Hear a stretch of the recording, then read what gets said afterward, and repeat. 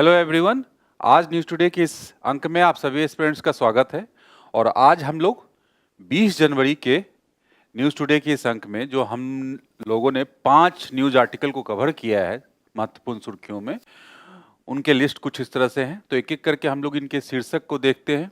तो जो सबसे पहला है, भारत संयुक्त अरब अमीरात संबंध, मतलब यहाँ के मतलब यूएई के राष्ट्रपति की भारत यात्रा हुई है और उसके साथ साथ जो है भारत और संयुक्त अरब अमीरात के मध्य जो है विभिन्न प्रकार के समझौतों पे हस्ताक्षर किए गए हैं। तो उनसे जुड़े जो महत्वपूर्ण पहलू हैं उसी पे ये आर्टिकल विस्तार से बातचीत करता है। तो हम लोग देखेंगे इसके बारे में।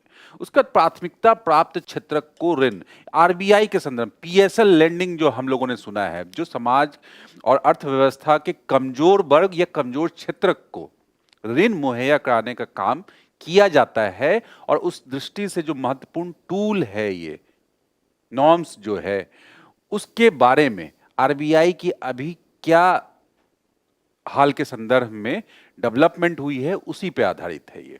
तो उसके बारे में हम लोग जानने का प्रयास करेंगे इसमें। उसका राजनयिक रिक्त क्षेत्रों में भारत के अवसर बेसिकली क्या है, बहुपक्षीय मंचों और रणनीतिक रूप से जो लाभकारी है देश के हितों के लिए, इन दोनों प्रकार के मंचों में भारत को चुनाव करना है। और वर्तमान विश्व की जो परिदृश्य, जो परिवर्तन हो रहे हैं, लगातार चीजें हो रही है, तो उसमें कैसे बहुपक्षीय मंचों से हटते हुए ये छोटे रणनीतिक हितों को साधने वाले जो मंच हैं लाभकारी हो सकते हैं, इसी के बारे में ये कुल मिलाकर ये आर्टिकल बात करता है। इसके और इस पक्ष से जुड़े हुए, मतलब इस विषय से जुड़े हुए विभिन्न पहलुओं पे ये बातचीत करेगा। ये आर्टिकल शामिल किया गया है इसमें। इसके बाद कार्बन क्रेडिट ट्रेडिंग स्कीम के बारे में जो नॉर्म्स है भारत में, उसमें कुछ बदलाव किए गए, कुछ डेवलपमेंट है, कुछ गाइडलाइंस जो है ना अपडेट किया गया है। तो उसमें हम लोग देखेंगे कि कार्बन उत्सर्जन को लेकर जो पर्यावरण गवर्नेंस है कैसे बदल रहा है, तेजी से बदल रहा है।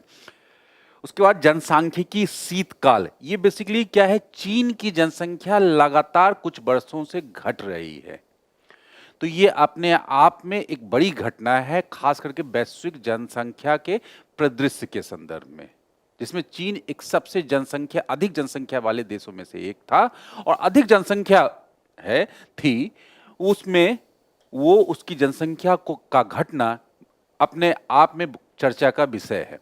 और भारत के लिए कैसे महत्वपूर्ण है, कैसे इससे भारत सीख ले सकता है, ये सारी चीजें इस आर्टिकल में शामिल हैं। इसके बाद हम लोग इसी के ऊपर क्वेश्चंस को भी हम लोगों ने शामिल किया है, जो इन महत्वपूर्ण न्यूज़ आर्टिकल्स पे आधारित होंगे और परीक्षा के दृष्टिकोण से इम्पॉर्टेंट होंगे, जिससे कि आप रिवाइज कर सकते हो इस समझ को और परीक्षा के ट्रेंड को समझ सकते हो, जो कि आपके लिए सहायक होगा आपकी करंट अफेयर की तैयारी में। ठीक है। इसके साथ साथ संक्षिप्त सुर्खियों में जो शॉर्ट न्यूज हैं, वो महत्वपूर्ण शॉर्ट न्यूज हैं। केंद्रीय रेशम बोर्ड, जिम्मेदार राष्ट्र सूचकांक, एमएसएमईज के लिए क्रेडिट मूल्यांकन मॉडल, चिप्स टू स्टार्टअप कार्यक्रम और अंत में ऐसे ही कमचटका प्रायद्वीप एक सुर्खियों में रहा स्थल है, उसके बारे में हम लोग जानने का प्रयास करेंगे। तो आइए हम लोग यहाँ से अपने पहले न्यूज आर्टिकल से इस चर्चा को प्रारंभ करते हैं। तो सबसे पहला जो न्यूज आर्टिकल हम लोग कवर करेंगे वो है भारत की 2026 की राजनयिक रणनीति, बड़े मंचों पर रणनीतिक गठबंधनों की, बड़े मंचों से रणनीतिक गठबंधनों की ओर। इसके बारे में सबसे पहले थोड़ा समझने का प्रयास करेंगे कि हो क्या रहा है, कि जो बदलता हुआ जो वैश्विक परिदृश्य है, जो काफी तनाव और काफी संघर्षों का दौर से आज पूरी की पूरी दुनिया गुजर रही है, तो ये अपने रणनीतिक जो है मित्र और अपने एडवर्सरीज के दृष्टिकोण से भी काफी महत्वपूर्ण है। और इन सब के लिए एक महत्वपूर्ण मंच की आवश्यकता होती है, जहां अपने हितों को साधने के लिए कोई भी राष्ट्र जो है अंतर्राष्ट्रीय राजनीति में अपने दोस्त, अपने सहयोगी का निर्माण करता है, उसे संबंधों को बढ़ाता है और अपने आर्थिक रणनीतिक हितों को साधने का प्रयास करता है उस संबंध के आधार पे। लेकिन जब शुरुआती दौर में अंतर्राष्ट्रीय संबंध में हमने देखा कि इसी मुद्दे को लेकर, इसी विषय को लेकर अंतर्राष्ट्रीय बहुपक्षीय मंचों की व्यवस्था की गई, जैसे यूएन जैसी व्यवस्था, जो कि शांति सुरक्षा के साथ साथ क्या आर्थिक व्यापार और अन्य पहलुओं पे भी जो कि पूरे विश्व को लाभान्वित करती है या कर सकती है, उस पे बात करने के लिए मंचों को तैयार किया गया, जो कि प्रभावी ढंग से विश्व के विकास के लिए, विश्व को में विभिन्न राष्ट्रों को सहयोग के लिए जो है एक मंच, एक साझा मंच प्रदान कर रही थी। लेकिन पिछले कुछ वर्षों से, जो कि जैसा मैंने बताया तनाव का समय है, उठापटक का समय है, संघर्षों का समय है, तो उसमें ये बहुपक्षीय मंच जैसे यूएन हुआ, G20 हुए, कहीं ना कहीं अप्रभावी दिख रहे हैं और इनका जो मूल उद्देश्य था उसे पूर्ण करने में कमियां दिख रही हैं और संतोषजनक लाभ नहीं मिल पा रहा है। तो ऐसे में इन्हीं पहलुओं पे, इसी पहलू पे आधारित ये न्यूज आर्टिकल है और इसमें एक साथ साथ ही क्या भारत के लिए इसमें क्या जो आगे की रणनीति होनी चाहिए, तो भारत आगे की रणनीति के रूप में इससे हटते हुए क्या भारत वैसे रणनीतिक जो है मंचों पे जाकर क्या लाभ ले सकता है। तो यही कुल मिलाकर ये पूरा का पूरा जो है ना, ये मुद्दे पे, इसी मुद्दे पे जो है ना ये न्यूज आर्टिकल टिका हुआ है। इसीलिए जीएस पेपर 2 डायरेक्टली सब जो है इस पे आधारित होगा। अंतर्राष्ट्रीय संबंध, बहुपक्षीय मंच और रणनीतिक गठबंधन कि बहुपक्षीय मंच, बहुपक्षवाद जिसमें विभिन्न राष्ट्र हों, विश्व के अधिकतर राष्ट्र मतलब बड़े मतलब अधिक संख्या में राष्ट्र हों, और वहीं जहां पे दूसरे छोटे मंच जो है क्षेत्रीय आधार पर बनाए जाने वाले मंच, जो कि क्षेत्रीय मुद्दों पे बात करते हो, मतलब मुद्दे मतलब शांति, सुरक्षा, सहयोग, सहयोग भी विभिन्न क्षेत्रों में उस पे बात करते हो, तो उनकी महत्ता पिछले कुछ वर्षों में बढ़ रही है। क्यों? क्योंकि वो प्रभावी हैं सॉल्यूशन ढूंढने में, समाधान करने में और देश की रणनीतिक हितों, आर्थिक हितों को पूरा करने में। वही यहाँ पे फैक्टर है। तो सबसे पहले हाल का संदर्भ हम लोग देखेंगे। हाल का संदर्भ यही है कि समकालीन वैश्विक परिदृश्य में जो ठोस परिणाम निकलना चाहिए, जो कि किसके भरोसे छोड़ा गया था और किसके भरोसे पूरी अंतर्राष्ट्रीय व्यवस्था में रखा गया, इस प्रकार की बहुपक्षीय संस्थाओं के, जैसे कि यूएन, जैसे कि G20।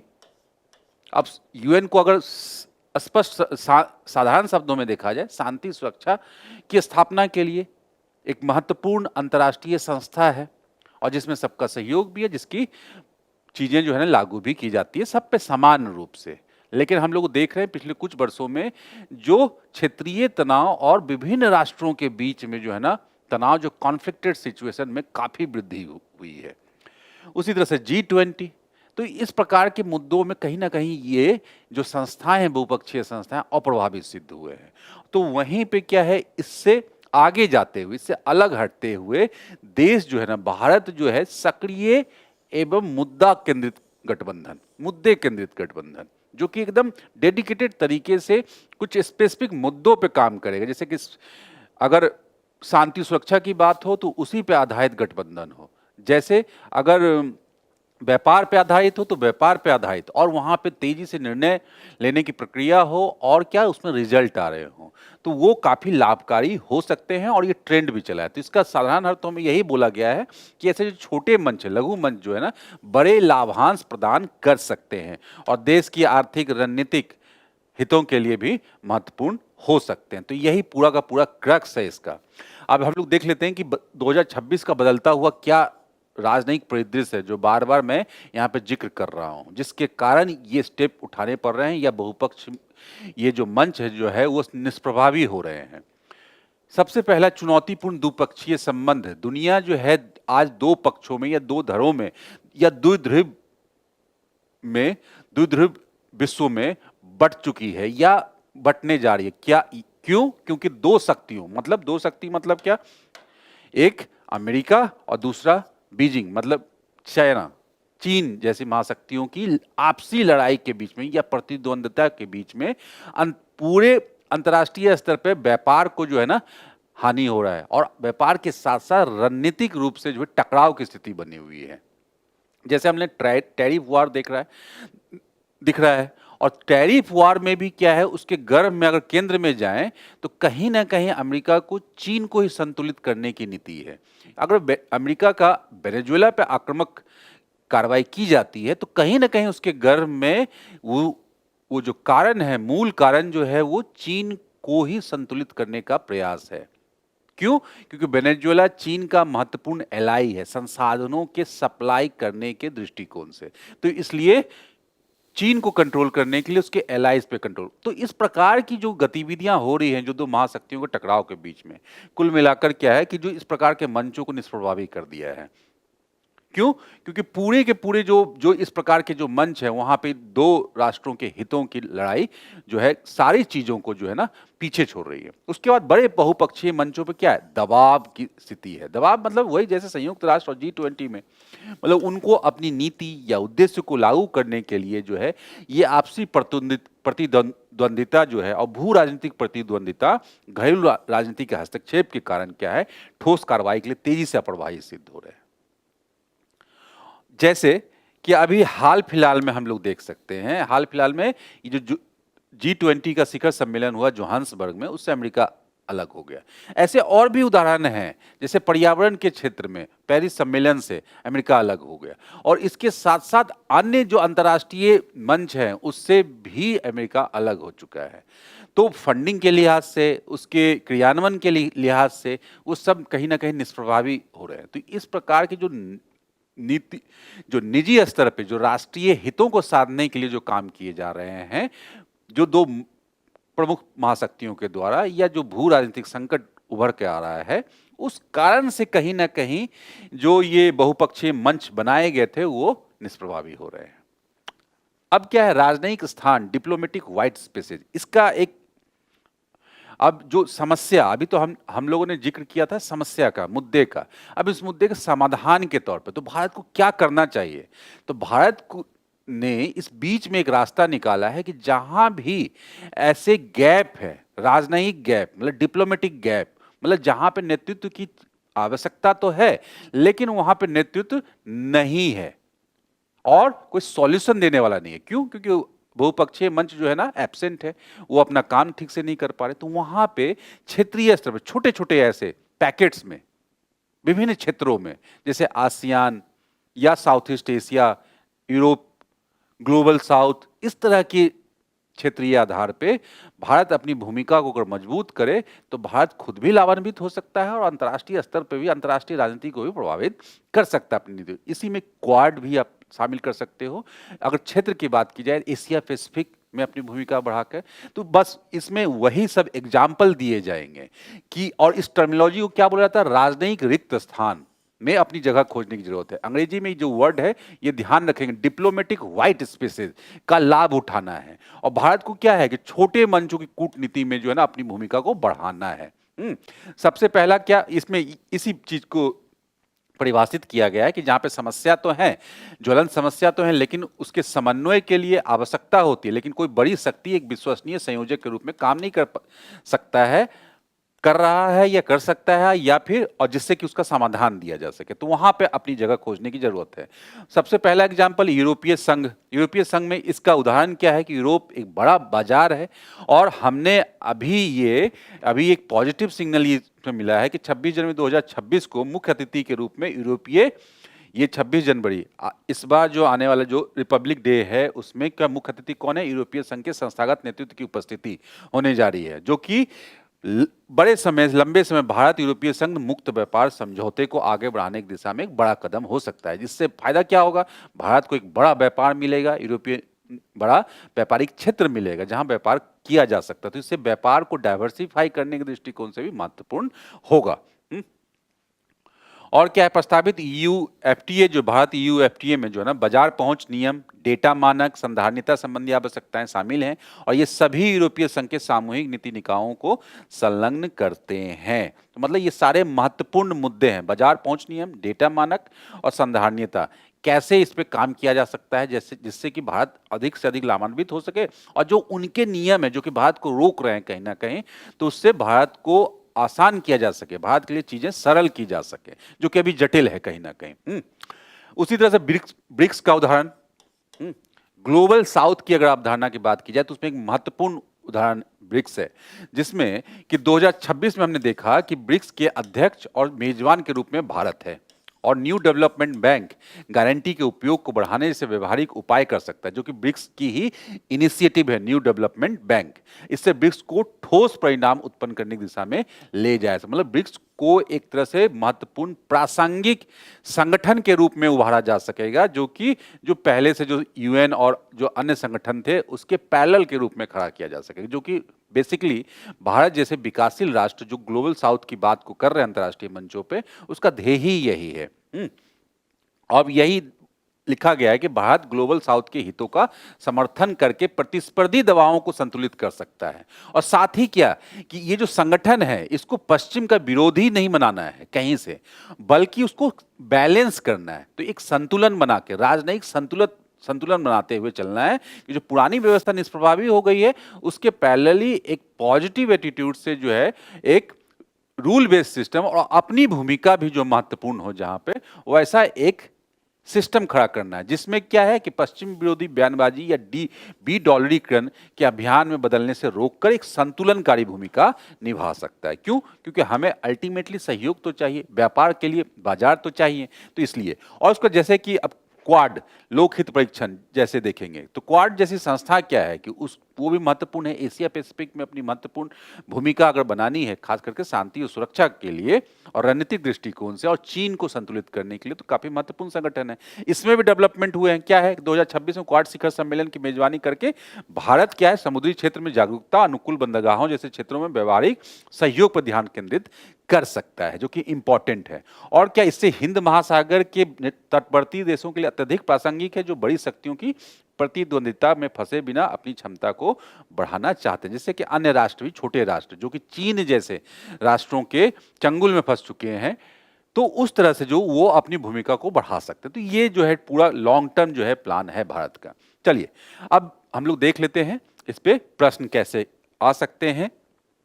सबसे पहला, राजनयिक रिक्त स्थान। तो ऐसे टर्मिनोलॉजी जो चर्चा में रहते हैं वो डायरेक्ट पूछ दिए जाते हैं आईआर से संबंधित, तो इसकी एक दो लाइन में आप स्पष्ट रूप से समझें, और मेंस के दृष्टिकोण से भी इंपॉर्टेंट हो सकता है कहीं पे कोई डायमेंशन लिखने के लिए।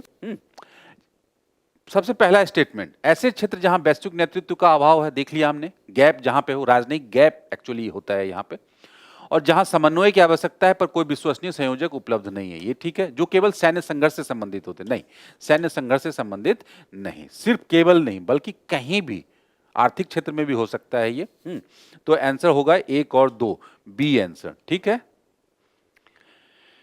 भारत ईयू मुक्त व्यापार समझौते के प्रस्तावित प्रावधानों में शामिल हैं, क्या है? बाजार पहुंच नियम, डेटा मानक, संधारणीयता की आवश्यकता, सैन्य सहयोग प्रावधान नहीं, ये नहीं था। तो 1 2 3 ये ध्यान रखेंगे, कोई भी एफटीए हो रहा है तो भारत के आर्थिक हितों के लिए, निर्यात के लिए काफी महत्वपूर्ण डेवलपमेंट है। और जैसा कि हम पिछले कुछ वर्षों से, कुछ दशकों से प्रयास कर रहे हैं कि अपनी इकोनॉमी को निर्यात ओरिएंटेड बनाएं, और देश के सरकार के द्वारा, सरकार के मुखिया के द्वारा बार बार ये कहा भी जाता है प्रधानमंत्री के द्वारा, हम देश को क्या पूरे दुनिया का जो मैन्युफैक्चरिंग हब बनाना चाहते हैं, और उसका एक महत्वपूर्ण हिस्सा ही ये है कि निर्यातोन्मुखी अर्थव्यवस्था में बदलना है। तो उसके लिए आवश्यकता क्या है, नए नए बाजार से हम मुक्त व्यापार की नीति पे सिग्नेचर करें। तो इसलिए इंपॉर्टेंट होता है, जहां भी मुक्त व्यापार नीति आ जाएगा वो इंपॉर्टेंट हो जाएंगे। तो इसलिए जो इंपॉर्टेंट पॉइंट्स हैं उससे वो अब याद कर लें, प्रीलिम्स में पूछे जा सकते हैं और मेंस के लिए तो इंपॉर्टेंट है ही। ब्रिक्स के संदर्भ में भारत की 2026 की भूमिका के बारे में सही कथन चुनिए। क्या है? भारत एनडीबी गारंटी उपयोग को बढ़ाने पर बल देगा, जाहिर सी बात है। भारत ब्रिक्स को पश्चिम के विरोधी मंच बनाने का समर्थन करेगा, नहीं, ऐसा नहीं करेगा, ठीक है। भारत ग्लोबल साउथ के हितों को प्राथमिकता देगा, एकदम सही, 1 और 3, 1 और 3 बी आंसर, ठीक। एक शायद क्वेश्चन छूट गया, हाँ ये क्वेश्चन छूट गया था। भारत ईयू, हाँ तो ये तो हो गया, चलिए तीनों प्रश्न हो गए।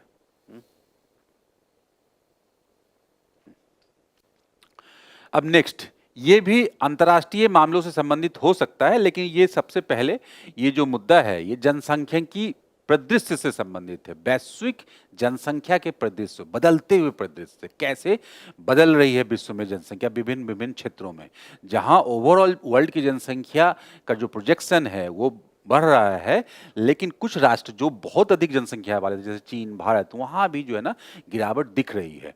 तो गिरावट का महत्वपूर्ण कारण क्या है, ट्रेंड क्या है? तो उस पे आधारित ये न्यूज आर्टिकल है। और न्यूज आर्टिकल अभी चर्चा में क्यों है? क्योंकि चीन की जनसंख्या में लगातार जो है चौथे वर्ष गिरावट हुई है, यही हमारा शीर्षक है और यही जो है चर्चा का कारण बनी है। तो इसी न्यूज आर्टिकल में हम लोग समझने का प्रयास करेंगे क्या हुआ, डेटा क्या, महत्वपूर्ण डेटा, क्योंकि चीन से संबंधित महत्वपूर्ण डेटा भी उपलब्ध नहीं होते, क्योंकि चीन के द्वारा प्रकाशित नहीं किए जाते, लेकिन ये डेटा प्रकाशित किए गए हैं तो ये महत्वपूर्ण है अपने आप में। इसके क्या कारण है आगे हम लोग देखेंगे। तो सबसे पहले डेटा देख लेते हैं कि हाल का संदर्भ में जो दिया गया कि 2025 में क्या हुआ, चीन की जनसंख्या 3.39 मिलियन घटकर कितना हो गया, 1.405 बिलियन रह गया। समझ रहे हैं? और साथ ही जन्म लेने वाले बच्चों की कुल संख्या गिरकर कितनी होगी, 7.92 मिलियन पे आ गई। तो ये इंपॉर्टेंट आंकड़ा है ये, ठीक। 4 वर्षों से घट रहा है, ये भी ध्यान में रखेंगे, 4 इयर्स लगातार। तो ये स्टेटमेंट भी आ सकता है, लगातार 4 वर्षों से घट रही है। इस घटना को क्या बोलते हैं, डेमोग्राफिक विंटर या जनसांख्यिकीय शीतकाल। इसे इसके बारे में हम लोग समझेंगे। अब यह केवल विकसित देशों तक, जो कि अभी केवल विकसित देशों तक सीमित नहीं है, बल्कि जो चीन जैसे जो विकासशील राष्ट्र या उभरते हुए अर्थव्यवस्थाएं जो है ना, बाजार अर्थव्यवस्था जो है, वहां भी ये चीजें दिख रही है। मतलब क्या, साधारण अर्थों में समझाया कि जनसंख्या में जहां पे कम होने की दर जो है, जनसंख्या की जो बढ़ने की दर है वो कम हो तो उसे क्या बोला जाता है, डेमोग्राफिक विंटर। इसके बारे में विस्तार से हम लोग समझते हैं और इसका प्रभाव क्या है। तो इसलिए ये जो है, पहले ये जो परिघटना है, ये पहले कहाँ देखा जाता था, विकसित राष्ट्रों में, जिन्होंने विभिन्न जो पैरामीटर हैं उस पर काफी काम किया है, जिससे वहां पे जनसंख्या दर, जैसे पहले जनसंख्या का बढ़ना रुका, फिर उसके बाद जो है वो गिरना स्टार्ट हो गई, कम होनी शुरू हो गई जनसंख्या। तो उन्होंने जनसंख्या पे काफी कंट्रोल किया है। तो पहले वेस्ट की ये परिघटना हुआ करती थी, जो कि अब जो है ऐसे राष्ट्रों में भी दिख रहा है, जो कि जिनमें की 21वीं सदी में काफी बदलाव हुए हैं, सामाजिक, आर्थिक, विभिन्न फ्रंट पे, जिस कारण से, तो उसी कारणों को भी उन कारणों को भी हम लोग समझने का प्रयास करेंगे। तो सबसे पहले जनसांख्यिकी शीतकाल समझ लेते हैं। पहले क्या है कि वही जनसांख्यिकी चरण का वर्णन करता है, मतलब जनसंख्या के बढ़ने का। जनसांख्यिकी यही बोला जाता है कि जनसंख्या के स्वरूप को पे अध्ययन करने वाला जो विषय है उसको क्या बोलते हैं, जनसांख्यिकी। और जनसांख्यिकी के आधार पे स्वरूप जो है, उसकी दर क्या है, उसको डिफरेंट चरण में बांटा जाता है। मतलब पहला चरण, दूसरा चरण, तीसरा चरण, चौथा चरण। पहला चरण क्या होता है, जहाँ पे जन्म दर भी अधिक होगी और मृत्यु दर भी अधिक होगी। तो यहाँ पे जन्म दर मतलब पैदा लेने वालों की संख्या भी अधिक है, मरने वालों की संख्या अधिक है। तो जनसंख्या यहाँ पे क्या है, बहुत अधिक बढ़ेगी नहीं, बल्कि यहाँ पे निगेटिव में भी जा सकती है, जो कि हमारे यहाँ स्वतंत्रता से पूर्व काल स्थिति में थी। उसके बाद क्या है, होती क्या है कि जैसे जैसे विकास होता है, अवसंरचना विकास होता है, हेल्थ सिस्टम सुधरती है, हेल्थ सिस्टम में सुधार हुआ, अवेयरनेस में सुधार हुई, मेडिसिन वगैरह में सुधार हुई, व्यवस्था में, शिक्षा और जागरूकता में वृद्धि होती है, तो उसमें क्या होगा, मृत्यु दर कम होती है थोड़ी, लेकिन अभी पूरी तरह से कम नहीं होगी, लेकिन कम होती है। जिस कारण से क्या है कि जनसंख्या थोड़ी स्थिर होती है। और उसके बाद क्या है, लेकिन जन्म दर जो है अभी भी कम नहीं होती है। उसके बाद थर्ड स्टेज जब आता है, वो क्या होता है कि इंफ्रास्ट्रक्चर डेवलपमेंट काफी अधिक हो जाता है, स्वास्थ्य, शिक्षा, जागरूकता का स्तर काफी बढ़ जाता है, जिससे जनसंख्या पे भी कंट्रोल किया जाता है। मतलब जो जन्म दर है, तो जन्म दर जब कंट्रोल कर लिया जाता है, और मृत्यु दर तो पहले से कंट्रोल थी, उसमें और तेजी से गिरावट आती है। तो मरने वालों की संख्या कम हो गई, लेकिन जन्म लेने वालों की संख्या भी तेजी से घटती। तो जिस कारण से क्या होती है, उसमें जनसंख्या में वृद्धि होती है। और जनसंख्या जब वृद्धि होती है तो जनसंख्या का जो स्थिति, मतलब ये सेकंड स्टेज में जब जनसंख्या स्थिर हुई थी, बढ़ रही थी, और उसके बाद जनसंख्या जो है धीरे धीरे जो है स्थिर होकर रुकने की स्थिति में हो गई। और उसके बाद का जो स्टेज आएगा, एक स्टेज में क्या होगा, जन्म दर को भी कंट्रोल कर लिया जाएगा। तो उसमें क्या होगी, वहां पे क्या जनसंख्या स्थिर हो जाएगी, और उसके बाद एक स्टेज के बाद निगेटिव में चली जाएगी, जैसे कि विकसित राष्ट्रों में जो देखी गई है। वही परिघटना कहीं ना कहीं चीन में भी हो सकती है। अब इसे समझेंगे तो यही, इसी को क्या बोला जाता है, जनसंख्या की चरण को जनसांख्यिकी शीतकाल। कि लगातार जनसंख्या वृद्धि में निरंतर और संरचनात्मक गिरावट आती है, निगेटिव। और जाहिर सी बात है, इसमें जनसंख्या की मृत्यु दर को तो पहले कंट्रोल कर लिया गया था, जन्म दर को भी तेजी से कंट्रोल कर लिया जाए तो जनसंख्या घट जाएगी। अब इसमें थोड़ा सा कुछ चीजें समझते हैं। अब देखो, ये हालांकि जनसांख्यिकी चरण का जो है ना पिरामिड बनता है, ऐसे हमने पढ़ा है भूगोल में। ये होता क्या है कि सामान्यतः पिरामिड तो ऐसे ही होगा त्रिभुज की तरह। जो ये देखिए, जो जन्म लेने वालों की संख्या, जो युवा जनसंख्या है वो हमेशा अधिक होती है, और जो वृद्ध जनसंख्या वो कम होते हैं, उनकी जनसंख्या कम होती है। ये सामान्य है। ये क्यों? क्योंकि जनसंख्या यहाँ पे अधिक है, वहां पे। ये भारत को अगर देखा जाए तो कुल मिलाकर इस स्थिति में है। ये कौन सा स्टेज है? ये स्टेज वही है कि जहां पे जागरूकता तो बढ़ी है, शिक्षा, हेल्थ, इंफ्रास्ट्रक्चर तो बढ़ा है, लेकिन उतना नहीं बढ़ा है, इसलिए जन्म दर ठीक ठाक है। तो उधर से उधर कमता जाएगा, क्योंकि बीमारियां कम हुई हैं, दवाइयां बढ़ी हैं, जिस कारण से मरने वालों की संख्या कम हो गई है। ये ध्यान है, तो मृत्यु दर कंट्रोल कर लिया गया। अब क्या होगी, एक स्थिति यहां से यहां आएगा, मतलब ये कम होगा, मतलब ये भी कम होगा, तो ये कुछ ऐसा होगा यहां पे। और उसके बाद ये चीजें जब घटेंगी, उसके बाद लगातार बहुत तेजी से कम कर लिया जाएगा, तो ये स्थिति यहां तक पहुंचेगा। तो मतलब क्या, ये पिरामिड कहीं ना कहीं उल्टा हो जाएगा, मतलब आधार जो है संकीर्ण हो जाएगा, मतलब जन्म लेने वालों की संख्या काफी कम हो जाएगी, और जो व्यक्ति मृत नहीं हो रहे हैं, तो मतलब दीर्घायु, लाइफ एक्सपेक्टेंसी बहुत बढ़ जाएगी, मतलब बूढ़ों का देश हो जाएगा एक तरह से। ये देखा जाए जापान वगैरह में हम देखें, ये जो ग्राफ है एक्चुअली जापान का है ये ग्राफ। तो जनसंख्या के हिसाब से वहां देखेंगे कि बूढ़ों की जनसंख्या अधिक है। यही हमने सुना है कि चीन के बारे में, कि चीन में जहां अभी कार्यशील जनसंख्या है, लेकिन भारत की तुलना में वो आगे चल रहा है। और भारत की तुलना में आगे चलने के कारण क्या है, जनसंख्यिकी के चरण में, तो होगा ये कि आगे की 20 साल में हो सकता है कि चीन जो है बूढ़ों का राष्ट्र हो जाए, वृद्ध लोगों का, क्योंकि जन्म लेने वाले बच्चे जो है ना कम हो गए, और उल्टा क्या हुआ, मरने वालों की संख्या भी कम हो गई। तो यही स्थिति यहां दर्शाता है। तो बेसिकली दो कंसेप्ट है इसमें, प्रतिस्थापन दर से कम जन्म दर। प्रतिस्थापन दर यही बोला जाता है, इसका मतलब क्या है कि प्रति महिला अपने जीवन काल में कितने बच्चे को जन्म देती है। तो अगर ये 2 से अधिक है, मतलब 2 से थोड़ा अधिक, 1 है, तो यहां जनसंख्या स्थिर रहती है, मतलब जनसंख्या जितनी है उतनी ही रहेगी। 2.1 क्यों मैंने लगाया, इसलिए कि कुछ जो है ना लोग जो है मैच्योर स्थिति में जाकर, वो प्रौढ़ावस्था में जाकर वो मृत हो जाते हैं, तो इसलिए 2.1 है, थोड़ा सा 2 से अधिक, तो ये इसमें स्थिर रहेगी।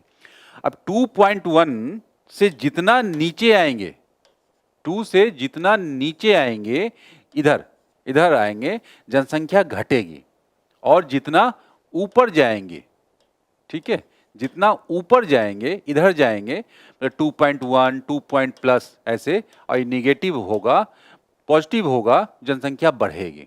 तो जो मतलब पहले की स्थिति में था भारत में भी कि 2 पॉइंट समथिंग, अभी भारत के अगर प्रतिस्थापन देखा जाए तो 1.9 है। हमने कंट्रोल किया है, हमने कंट्रोल किया है स्थिति।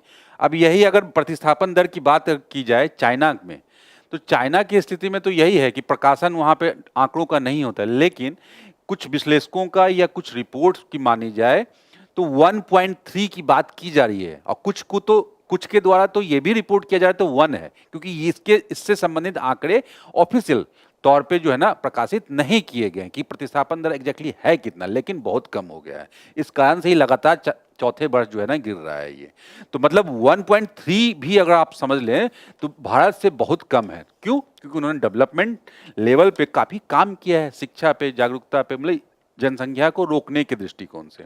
दूसरा यही उल्टा जनसंख्या पिरामिड वाला जो कंसेप्ट उन्होंने बताया कि घटती व वृद्ध होती आबादी, जिसमें युवाओं की संख्या कम होगी और बुजुर्गों की संख्या अधिक होगी। तो यही देख कर हम लोग समझ सकते हैं कुछ ऐसा। तो ये अपने आप में पॉजिटिव भी है, लेकिन नेगेटिव कैसे? कार्यशील जनसंख्या कम हो जाएगी। तो ये कंसेप्ट पूछा जा सकता है परीक्षा में डायरेक्टली, ठीक है। अब उत्तरदायी कारक, इसी आधार पर हम लोग उत्तरदायी कारक बड़े आसानी से समझ सकते हैं। क्यों जनसंख्या कम हो रही होगी? तो क्योंकि जन्म दर कम हो गई। और जन्म दर क्यों कम होती है अर्थव्यवस्था में? लोगों के पास शिक्षा अधिक हो जाती है, स्वास्थ्य व्यवस्थाएं अधिक हो जाती हैं, सुविधाएं अधिक हो जाती हैं, और साथ साथ अवेयरनेस अधिक हो जाती है, और इंफ्रास्ट्रक्चर डेवलपमेंट, हॉस्पिटल से संबंधित, हेल्थ एंड केयर से संबंधित। तो यहाँ पे यही कारण है, पारिवारिक जीवन से दूर हो जाना। मतलब क्यों पारिवारिक जीवन से दूर हो जाना? मतलब करियर ओरिएंटेड हो जाएंगे, काम अधिक हो जाएगा, काम को अधिक प्रायोरिटी दी जाएगी, प्राथमिकता दी जाएगी, और आर्थिक दबाव ज़्यादा होगा, और जल्दी विवाह करने की टेंडेंसी कम हो जाएगी, देर से अधिक विवाह करना, और क्या, करियर ओरिएंटेड, पैसा कमाना ज़्यादा हो जाएगा। तो जैसे जैसे अर्थव्यवस्था विकास करेगी वहाँ पे ये ट्रेंड दिखेगा। एक शहरीकरण, शहरीकरण में अपने भागदौड़ की जीवन है, भागदौड़ का जीवन है, उसके बाद क्या, फैमिली को बनाना अपने आप में महंगा भी है, आर्थिक पक्ष भी है, महंगा भी है, रहने के लिए घर भी उस तरह से नहीं है, और रोजगार ओरिएंटेड लोग ज़्यादा हैं। तो यही शहरों में आवास स्थान कम और महंगा, जो कि बड़े परिवारों को हतोत्साहित करता है। सामाजिक और सांस्कृतिक बदलाव भी तो होगा। जहां पहले महिलाएं वर्कफोर्स में नहीं आ रही थी, काम करने के लिए नहीं आ रही थी, वहीं पे महिलाएं भी आएंगी, और उससे पहले महिलाएं शिक्षित भी होंगी और अवेयर भी होंगी। तो कहीं ना कहीं बर्थ कंट्रोल पे महिलाओं का भी भूमिका भी होगी पढ़ना, जो कि हमारे देश में भी ये चीजें हुई है। साथ साथ कंपैरिजन भी कर सकते हैं। तो ये छोटे परिवारों में बदलता जो दृष्टिकोण है, मतलब अपनाना, छोटे परिवारों के कंसेप्ट को अपनाना, ये दोनों हस्बैंड वाइफ के पढ़ने लिखने के कारण जो है ना आएगा। दूसरा, उसका परिवार नियोजन तक पहुंच, मतलब परिवार नियोजन से संबंधित जो भी सुविधाएं हैं, मेडिकल इंफ्रास्ट्रक्चर जो है, हेल्थ केयर से इंफ्रास्ट्रक्चर, वो आसानी से अवेलेबल होगा, चाहे प्राइवेट हो चाहे गवर्नमेंट को, और सबके लिए होगा, अफोर्डेबल रेट पे होगा। तो ये बड़ी आसानी से ये चीज़ें हो सकती हैं। पुरानी नीतियों का प्रभाव, पुरानी नीति जैसे अब भारत में भी जनसंख्या नीति है, इसके लिए अवेयरनेस फैलाने का काम किया जा रहा है। तो जिस कारण से जनसंख्या कंट्रोल में आई है, अभी जनसंख्या कमी है 1.9 जो हमने बताया।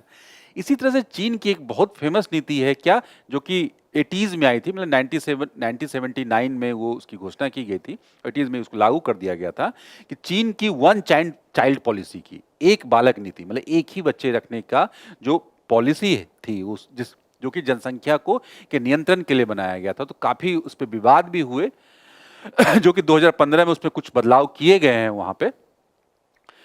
तो हालांकि क्या है कि ये जो है पॉलिसी जो है, इस प्रकार की पॉलिसी काफी प्रभावी रूप से जो है ना चीन की खास करके जनसंख्या में काफी यहाँ पे दिख रहा है कि इसका प्रभाव, जिसपे कंट्रोल किया गया है। अब क्या है, जनसंख्यिकी शीतकाल से निपटने के लिए आगे की राह। तो आगे की राह वही कि प्रजनन समर्थक जो नीतियां बनानी चाहिए, जैसे कि क्या, अभिभावकों को पैरेलल अवकाश दिया जाए, जिससे कि उसे फैमिली प्लानिंग के लिए समय मिले, और इस प्रकार से इस तरफ ध्यान जाए।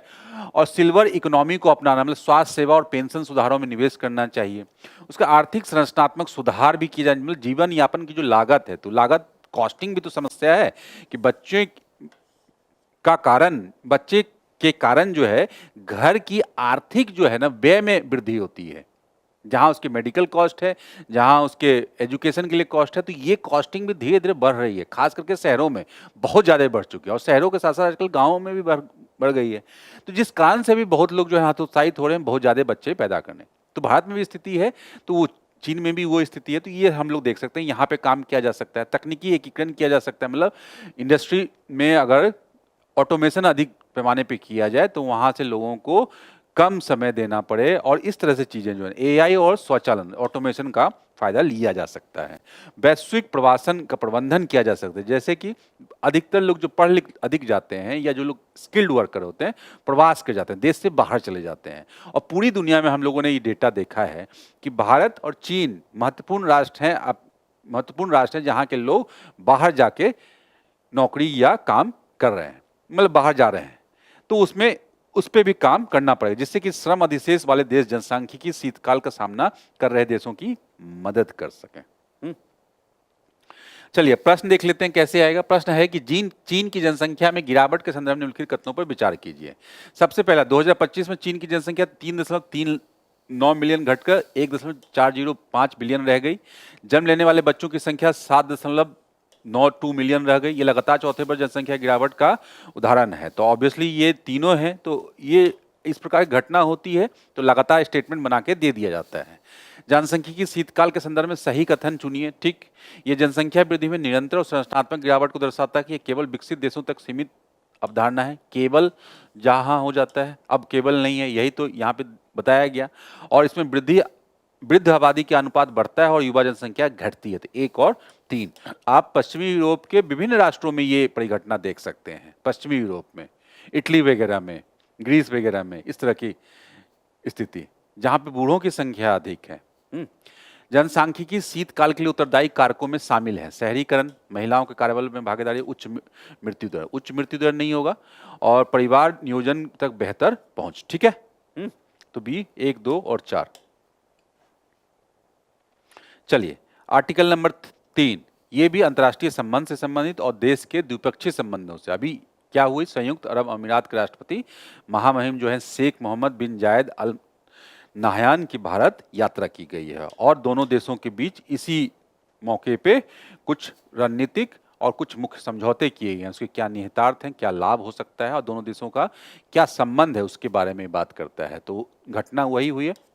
रणनीतिक घोषणा, सबसे पहले व्यापारिक लक्ष्य कुछ तय किए गए हैं। क्या तय किए गए हैं कि दोनों देश 2032 तक द्विपक्षीय व्यापार को दोगुना करना है। कितना? दोगुना, ठीक, जो कि 200 बिलियन अमेरिकी डॉलर से अधिक पर सहमति हुई है।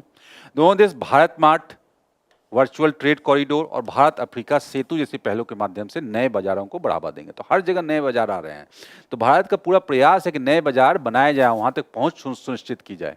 असैन्य परमाणु सहयोग, और यहीं पे मैं रुक कर बोल दे रहा हूं कि अभी जो पहला आर्टिकल हमने देखा था कि रणनीतिक गठबंधन, उसका एक महत्वपूर्ण उदाहरण हो सकता है कि पश्चिमी एशिया के विभिन्न राष्ट्रों के साथ भारत के संबंध अच्छे हैं, वहां भी एक बड़ा बाजार हो सकता है जिसमें भारत के रणनीतिक और आर्थिक दोनों हित को साधा जा सकता है। तो उसका एक महत्वपूर्ण एग्जाम्पल यहां भी है। ठीक है, चलिए, मुख्य परिणाम क्या है इसके? असैन्य परमाणु सहयोग, शांति समझौता, शांति जो ये अधिनियम था 2025 का, ये 2025 का किससे संबंधित है?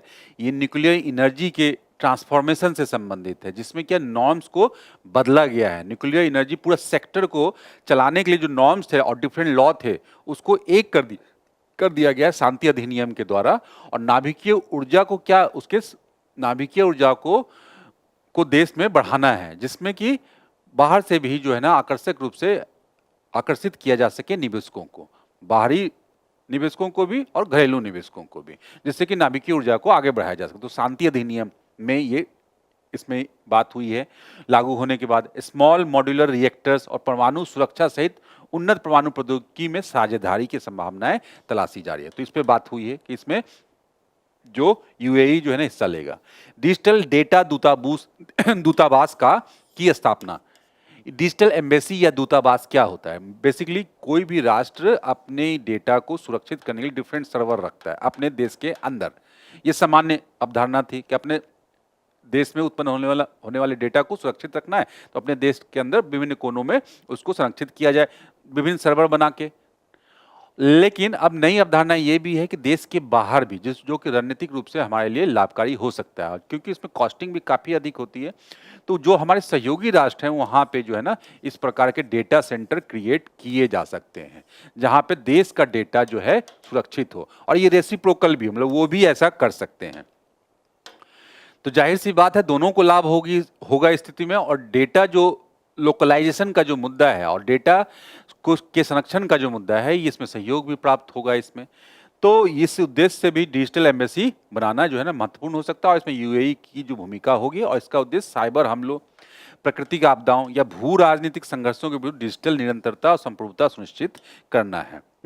एआई और तकनीक, एआई इंडिया मिशन के तहत एक सुपर कंप्यूटिंग क्लस्टर। तो ये सब चीज जो में इंपॉर्टेंट जो सेक्टर है वहां पे यूएई की से समझौता हुआ है। अभी प्रमुख समझौता मतलब महत्वपूर्ण जो मेमोरेंडम किस पे साइन किए गए, जिसपे कि काम अब चालू होगा, कि जैसे रणनीतिक रक्षा साझेदारी, मतलब इसमें जो रणनीतिक रूप से महत्वपूर्ण है रक्षा क्षेत्र के लिए, वहां पे जैसे प्रौद्योगिकी, प्रशिक्षण, साइबर क्षेत्रों में रक्षा सहयोग को गहन करने के लिए फ्रेमवर्क स्थापित करना। उसके बाद ऊर्जा आपूर्ति, एडनॉक गैस और एचपीसीएल जो वहां की कंपनी है को 10 वर्षों के लिए 0.5 MTPA LNG तरल प्राकृतिक जो गैस की आपूर्ति हेतु बिक्री और खरीद समझौते पर हस्ताक्षर होगा। ये ध्यान में रखेंगे कि जो प्राकृतिक गैस की आपूर्ति में महत्वपूर्ण स्थान है तेल और प्राकृतिक गैस में यूएई का, ये हम लोग समझ लेते हैं एक बार कि भारत और यूएई के जो संबंध है उसको हम लोग एक बार देख लेते हैं। सबसे पहला तो महत्वपूर्ण व्यापारिक साझेदार है ये आर्थिक, क्यों कि 2022 में व्यापक आर्थिक भागीदारी समझौता हो गया था, हस्ताक्षर कर दिया गया था। उसके बाद इससे वित्त वर्ष 2024-25 में द्विपक्षीय व्यापार को लगभग 100 बिलियन अमेरिकी डॉलर तक पहुंचाने की में मदद की, और इसी को 200 बिलियन तक ले जाना है, अभी हमने देखा ही। उसका यूएई लगातार भारत का तीसरा सबसे बड़ा व्यापारिक भागीदार है, तीसरा, और क्या दूसरा सबसे बड़ा निर्यात गंतव्य है, जो हम लोग निर्यात अपना सामान बेच रहे हैं वहाँ पे, तो इम्पोर्टेंट कंट्री है। यूएई भारत को कच्चे तेल, एलएनजी, एलपीजी का प्रमुख आपूर्ति करता है और यूएई भारत के रणनीतिक पेट्रोलियम रिजर्व को मजबूत करने में भी सहायता कर सकता है। तो यूएई कुल मिलाकर ये महत्वपूर्ण उपलब्धि है देश के लिए और इस पे दोनों देशों को आगे बढ़ के अपने हितों को साधा जा सकता है। चलिए, भारत यूएई संबंधों के संदर्भ में निम्नलिखित कथनों पर विचार कीजिए। क्या है? दोनों देश 2032 तक द्विपक्षीय व्यापार को 200 बिलियन अमेरिकी डॉलर से अधिक करने पर सहमत हुए। सही है। भारत मार्ट और वर्चुअल ट्रेड कॉरिडोर नए बाजार के विस्तार हेतु पहल है। भारत यूएई सेपा पर 2024 में हस्ताक्षर किए गए थे, पहले ही कर दिया गया था। ठीक है, तो इसका आंसर होगा 1 और 2। डिजिटल डेटा दूतावास के संदर्भ में सही कथन चुनिए। ये किसी देश के महत्वपूर्ण डिजिटल डेटा के भंडारण हेतु विदेशी क्षेत्र होता है। ठीक है। और क्या इसका उद्देश्य डिजिटल संप्रभुता और निरंतरता सुनिश्चित करना है? यह केवल व्यापारिक डेटा तक सीमित होता है? नहीं। ये कुल मिलाकर क्या है कि जैसे देश पे अगर डेटा ब्रीच करने के लिए कोई साइबर हमला हुआ तो उस स्थिति में क्या है कि देश का डेटा जो है देश के बाहर भी सुरक्षित है दूसरे सिस्टम के अंतर्गत। तो उस स्थिति में वो देश, अगर आपका सहयोगी राष्ट्र, वो आपको मदद कर सकता है, आपके डेटा को सुरक्षित रख सकता है। तो इस दृष्टिकोण से हम इसे देख सकते हैं। भारत यूएई व्यापार के संदर्भ में सही कथन है। क्या? व्यापारिक संबंध जो है, जो हमने देखा लास्ट में, यूएई भारत का तीसरा सबसे बड़ा व्यापारिक भागीदार है। ठीक है। उसके बाद यूएई भारत का सबसे बड़ा निर्यात गंतव्य, दूसरा है ना, दूसरा सबसे बड़ा निर्यात गंतव्य। यूएई भारत का कच्चा तेल, एलएनजी, एलपीजी की आपूर्ति करता है। ठीक है। 1 और 3 आंसर। चलिए, आरबीआई से संबंधित, आरबीआई से क्या? आरबीआई के द्वारा पीएसएल नियमों को सख्त किया गया है। पीएसएल नियम क्या? Priority sector lending. और प्रायोरिटी सेक्टर का मतलब क्या? जो समाज और देश की अर्थव्यवस्था के जो कमजोर वर्ग हैं, कमजोर वर्ग। और कमजोर वर्ग का मतलब क्या? जैसे कि एमएसएमई, छोटे मध्यम क्षेत्र के जो उद्यम हैं। और क्या? कृषि क्षेत्र। और क्या? Export sector. और क्या? एजुकेशन। इस तरह से हम लोग देख सकते हैं जो प्रायोरिटी सेक्टर हैं उनको क्रेडिट सुनिश्चित करवाया जा सके। इस कारण से जो है ना, आरबीआई के अंदर बैंकों के लिए या विभिन्न संस्थानों के लिए जो कि ऋण देने का काम करती है, उनके नॉर्म्स बनाया गया है कि आप जो कुल दिए जाने वाले ऋण हैं उसमें से एक निश्चित मात्रा जो है ना, इन्हीं सेक्टर के लिए रिजर्व रखेंगे और इन्हें देंगे। तो इसलिए इसको बोला जाता है प्रायोरिटी सेक्टर लेंडिंग। प्रायोरिटी के आधार पे दिया जाने वाला लेंडिंग, जो प्रायोरिटी दिया जाएगा। तो कुछ हिस्सा, मतलब 100 अगर दे रहे हो आप, 100 में से एक महत्वपूर्ण हिस्सा आप इन सेक्टर्स को दोगे। तो ये चीजें हैं। तो इसी के संदर्भ में क्या है, आरबीआई जो है कुछ सख्ती बरती है, कुछ गाइडलाइंस आए हैं, उसके बारे में ये बात करता है ये आर्टिकल। सबसे पहला क्या है कि कि जो प्राथमिकता प्राप्त क्षेत्रक है उसको ऋण संबंधी मानदंडों में महत्वपूर्ण बदलाव। क्या बदलाव किया गया है कि जो रिजर्व बैंक के प्राथमिकता प्राप्त क्षेत्र को ऋण लक्ष्य और वर्गीकरण दिशा निर्देश 2025, ये नाम याद रख लेंगे। पीएसएल का मुख्य उद्देश्य यह सुनिश्चित करना है कि समाज के कमजोर वर्गों और विकसित क्षेत्रों को ऋण तक आसान पहुंच हो, क्रेडिट तक आसान पहुंच हो, जिससे कि वो भी मुख्य धारा में आगे बढ़ सकें। अब क्या है दिशा निर्देश? क्या है? अनुपालन में वृद्धि और बाहरी लेखा अनुपालन परीक्षक, मतलब ऑडिटिंग जो है बाहरी एजेंसी से। जैसे कि आरबीआई अब क्या करता है कि बैंकों के लिए बाहरी लेखा परीक्षकों, विशिष्ट संस्थाओं जैसे कि एनसीडीसी के लिए कैग पैनल में शामिल है। एनसीडीसी मतलब कोऑपरेटिव के लिए जो संस्था है, उसके लिए कैग पैनल में शामिल लेखा परीक्षकों से प्रमाणन प्राप्त करना अनिवार्य कर दिया गया। मतलब क्या? आप जो ऋण दे रहे हो उसका लेखा जोखा, क्या उसका एक सर्टिफिकेट होना चाहिए। और जाहिर सी बात है सर्टिफिकेट आरबीआई के पास एक्सेस होगा, तभी तो आरबीआई ट्रैक कर पाएगा कि कौन इन मानदंडों को फॉलो कर रहा है, कौन नहीं कर रहा है। और नहीं करने की स्थिति में जो है ना, वहां पे पेनल्टी के भी प्रावधान हैं। हम लोग आगे देखेंगे कि यह लेखा परीक्षक यह सुनिश्चित करेगा कि एक ही अंतर्निहित ऋण एक्सपोजर को मूल बैंक और मध्यवर्ती संस्था जैसे कि एनबीएफसी या सहकारी संस्था दोनों द्वारा पीएसएल के रूप में दावा किया जाए ना किया जाए। मतलब आप समझ रहे हो, एक बैंक है, ये लोन दे रहा है 100। अब ये लोन हो सकता है कि डायरेक्ट कस्टमर को दे, ये भी हो सकता है कि कुछ संस्था को जो दे, जो कि कहीं ना कहीं उसे फाइनेंस कौन करती है, कोई बैंक ही करती है, एनबीएफसी जैसी संस्था, और फिर वो अपने खाते में दिखाए कि हमने भी दिया। तो ये क्या है, डुप्लीकेसी ना हो, ये अलग और ये अलग होना चाहिए। तो वहां पे क्या डुप्लीकेसी हो जाएगी। तो इस बात को हमें समझना है, पॉइंट इंपॉर्टेंट पॉइंट है। उसका क्षेत्रकीय लक्ष्यों में संसाधन, जैसे क्षेत्र में डिफरेंट सेक्टर को भी अगर इसमें टारगेट करना है तो हमें क्या, लघु वित्त बैंकों के लिए पीएसएल लक्ष्य को उनके समायोजित निवल बैंक ऋण जो होता है, मतलब समायोजित मतलब क्या, मतलब जितना ऋण आपने दिया पहला एक, और उसके बाद जो भी बॉन्ड में आप इन्वेस्टमेंट कर रहे हो उसको छोड़कर जो भी बॉन्ड में भी इन्वेस्टमेंट किया गया है वो सब को क्या बोलते हैं, ये एडजस्टेड नेट बैंक क्रेडिट, एएनबीसी, ये ध्यान में रखेंगे। तो उसमें क्या पहले 75% था, वो 60% कर दिया गया, ये इंपॉर्टेंट है।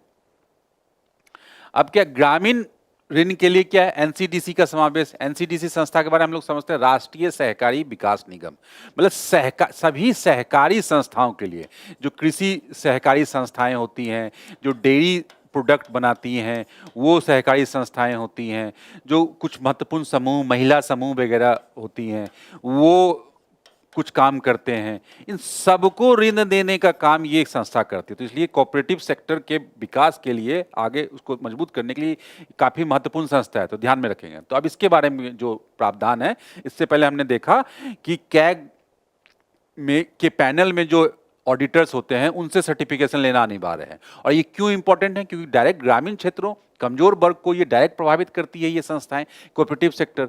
तो इसलिए यहाँ पे ज्यादा हाईलाइट, इसलिए एक अलग से इसे हाईलाइट किया गया है कि एनसीडीसी को सहकारी समितियों को आगे ऋण देने के लिए दिए गए ऋण को अब आधिकारिक तौर पर पीएसएल के रूप में वर्गीकृत किया जाएगा, इसमें मान लिया गया। और क्या अन्य क्या, बैंकों को पीएसएल लक्ष्यों को पूरा करने के लिए सह ऋण प्रदायगी व्यवस्था करने की अनुमति है। और बैंकों कृषि और एमएसएमई को दिए गए निर्यात ऋण को पीएसएल ऋण के रूप में मानने की अनुमति दी गई है। तो एमएसएमई को भी इस चीज के लिए दिया जाता है ऋण कि आप निर्यात ऋण को पीएसएल ऋण, ठीक है। चलिए, अब अलग अलग श्रेणियां क्या हैं जो पीएसएल के प्रावधान हैं। तो अलग अलग श्रेणियां मतलब संस्थाओं का, मतलब बैंक हो गए, विदेशी बैंक हो गए, यही क्षेत्रीय ग्रामीण बैंक हो गए। तो यही तीन कैटेगरी होगा, घरेलू वाणिज्यिक बैंक और 20 या अधिक शाखाओं वाले विदेशी बैंक। 20 या अधिक शाखाओं वाले, तो उसमें वही एएनबीसी जो हमने बताया, या credit equivalent of balance sheet exposure जो भी अधिक हो का 40% पीएसएल रखना है। 100 का 40 रुपया आप जो है इस सेक्टर को दे गए। उसका 20 से कम शाखाओं वाले विदेशी बैंक के लिए ये सेम ही होगा, लेकिन इसको थोड़ा सा बांट दिया गया। कैसे, 32 और 8 में, मतलब 32% आप निर्यात ऋण को के रूप में दोगे और 8% जो है ना आप प्राथमिकता वाले क्षेत्र के लिए निर्धारित होना चाहिए कम से कम। उसके बाद ग्रामीण बैंक, क्षेत्रीय ग्रामीण बैंक जो आरआरबीज होते हैं, वो क्यों इंपॉर्टेंट है, ग्रामीण स्तर पे ऋण की पहुंच को सुनिश्चित करने के लिए। वहां पे दोनों भी क्या किया गया, एनबीसी और सीईओबी जो है, जो भी अधिक हो का 75% तक, मध्यम उद्यमों, सामाजिक अवसंरचना और नवीकरणीय ऊर्जा के लिए ऋण अब एनबीसी के 15% तक सीमित है, ठीक है। तो ये इंपॉर्टेंट अपडेट थी पीएसएल लेंडिंग से संबंधित। अब देखते हैं प्रश्न क्या है, इस पे प्रश्न पूछे जा सकते हैं प्रीलिम्स में। इसी प्रकार से प्रश्न इकोनॉमिक सेक्शन में पूछे जाते हैं। आरबीआई में कोई भी नॉर्म्स अगर चेंजेस होते हैं तो वो काफी इंपॉर्टेंट हो जाता है। तो देखते हैं हम लोग, आरबीआई के 2025 के पीएसएल दिशा निर्देशों के संदर्भ में निम्नलिखित कथनों पर विचार कीजिए। अब बैंकों को पीएसएल अनुपालन के लिए बाहरी लेखा परीक्षक का प्रमाणन पत्र प्राप्त करना अनिवार्य है, एकदम सही बात है। उसके बाद एक ही ऋण एक्सपोजर को 2 संस्थाओं द्वारा पीएसएल के रूप में दावे करने की अनुमति है। तो क्या ऐसी अनुमति है, नहीं है ना, जिससे डुप्लीकेसी से बचा जा सकेगा, एग्जैक्ट अमाउंट पता चलेगा, और एनसीडीसी को दिए गए ऋण को पीएसएल के रूप में वर्गीकृत किया जाएगा। तो ये महत्वपूर्ण घटना है, 1 और 3, ठीक है। B answer. राष्ट्रीय सहकारी विकास निगम के संदर्भ में सही कथन चुनिए। राष्ट्रीय सहकारी विकास निगम इंपॉर्टेंट था। एनसीडीसी को दिए गए ऋण को पीएसएल में शामिल किया जाएगा, ठीक है। एनसीडीसी केवल शहरी सहकारी समितियों को ऋण देता है, नहीं, केवल शहरी नहीं, ये राष्ट्रीय सहकारी विकास निगम नाम ही है इसका। तो सहकारिता के क्षेत्र में कार्य करने वाले विभिन्न संस्थाएं जो ग्रामीण क्षेत्र में, शहरी क्षेत्र में काम कर रहे हैं उनको देगा, तो ये गलत हो गया। इसका उद्देश्य ग्रामीण सहकारी ऋण प्रवाह को बढ़ाना है, ठीक है, ये सही है। तो 1 और 3 सही है। केबल नहीं है ना इसमें, हाँ केबल नहीं है, तो सही है ये। 20 से कम शाखाओं वाले विदेशी बैंकों के पीएसएल लक्ष्य के संदर्भ में सही कथन है। ऐसे भी फैक्चुअल प्रश्न पूछे जा सकते हैं। तो ये 32% निर्यात ऋण और 8% अन्य पीएसएल क्षेत्रक, ठीक। चलिए, अब जीएचजी उत्सर्जन से संबंधित कि सरकार के द्वारा क्या किया गया है। ग्रीन हाउस गैस उत्सर्जन के लिए जो नॉर्म्स हैं, विभिन्न क्षेत्रकों के लिए जो सीमाएं तय की गई, कैपिंग जिसको बोला जाता है, उसमें बदलाव किए गए हैं उस नॉर्म्स में, और उसमें कुछ नए क्षेत्रकों को शामिल किया गया है। यही ये आर्टिकल बताता है। और नए क्षेत्र कितने हैं? 4 हैं। हाँ, सरकार के द्वारा जीएचजी उत्सर्जन कटौती व्यवस्था के तहत और सेक्टर शामिल किए गए। क्यों? क्योंकि सरकार का लक्ष्य है ना कि हम 2030 तक जो है कार्बन उत्सर्जन को कम करेंगे, और क्या है, जीवाश्म ईंधन पे आधारित जो ऊर्जा उत्पादन है उसे कम करेंगे। 2070 तक जो है ना हम लोग पूरी तरह से जो पूरी इकोनॉमी में उत्सर्जन को खत्म करेंगे, ऐसा हम लोगों का लक्ष्य है ये। तो उसको अगर प्राप्त करना है तो हमें क्या करना पड़ेगा, ये व्यवस्था बनानी होगी कि जिससे कि डिफरेंट सेक्टर वाइज ट्रैक किया जा सके कि आप जितना उत्सर्जन कर रहे हो उससे कम करें। और उससे कम करने के लिए क्या, एक मानक सेट करना होगा ना, कि आप इसी मानक तक जो है ना आप अपना क्या करोगे, उत्सर्जन करोगे। और इससे ऊपर अगर आपने किया, अगर इस मानक से ऊपर अगर आपने किया तो आप पे उसे पेनाल्टी देना होगा, या फिर उसे कंपेंसेट करने के लिए क्या, सर्टिफिकेट लेना होगा, मतलब खरीदना होगा कार्बन क्रेडिट। और कार्बन क्रेडिट जो बेचेगा, वो बेचेगा कौन, जो अच्छा काम कर रहा है, जो उत्सर्जन जो सीमा है उससे कम काम कर रहा है। तो यही पूरी की पूरी व्यवस्था है। कार्बन व्यापार भी ऐसे ही चलती है। तो कुल मिलाकर क्या है, कार्बन व्यापार से भी जुड़ा हुआ है न्यूज है ये, जो पूरी व्यवस्था हमारे देश में बनी हुई है। यही है कि हाल का संदर्भ यही है कि कार्बन क्रेडिट ट्रेडिंग योजना के तहत जो आई थी, जो कि पूरी व्यवस्था को चलाती है, ग्रीन हाउस गैस उत्सर्जन कटौती व्यवस्था का विस्तार किया गया है। और इसमें जो मंत्रालय है, केंद्रीय पर्यावरण वन और जलवायु परिवर्तन मंत्रालय जो है, पर्यावरण संरक्षण अधिनियम 1986, और अभी जो मैंने बताया कि ग्रीन हाउस गैस उत्सर्जन तीव्रता लक्ष्य संशोधन नियम 2025 अधिसूचित किया गया। यही नियम है, ये नियम, ये ध्यान रहे, यही नियम है। तो नाम हम लोग देख लेंगे पहले, कभी कभार नाम में ही कंफ्यूजन हो जाता है। अब विस्तार किया है, कौन कौन से क्षेत्रक, तो क्षेत्रक है पेट्रोलियम रिफाइनरी, पेट्रोकेमिकल्स, टेक्सटाइल्स और सेकेंडरी एल्युमिनियम।